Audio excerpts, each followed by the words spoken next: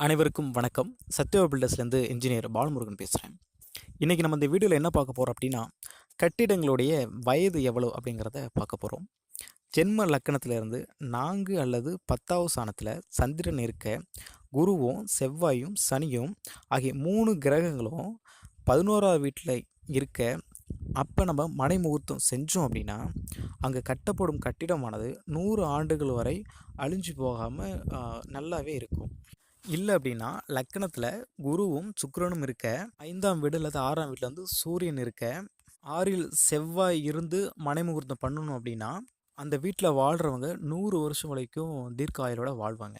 அல்லது லக்கணம் அல்லது 10இல் சுக்கிரன் இருக்க, 3ஆவது வீட்டில் புதனும் இருக்க மனை முகூர்த்தம் செஞ்சோம் அப்படின்னா அங்கு கட்டப்படும் கட்டிடம் பல காலம் வரை அழிந்து போகாமல் இருக்கும்.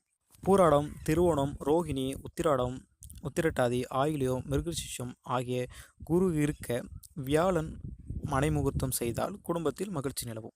அல்லது குருவும் புதனும் 11வது வீட்டில் இருக்க, சுக்கிரன் கேந்திர திரிகோணத்தில் இருக்க மனை முகூர்த்தம் செய்தால் அந்த மனை நெடுங்காலத்திற்கு சிறப்பு பெற்றதாகவே இருக்கும். இந்த வீடியோ உங்களுக்கு பிடிச்சிருந்தா லைக் பண்ணுங்கள், ஷேர் பண்ணுங்கள், மறக்காமல் பெல் பட்டனை கிளிக் பண்ணுங்கள். நன்றி.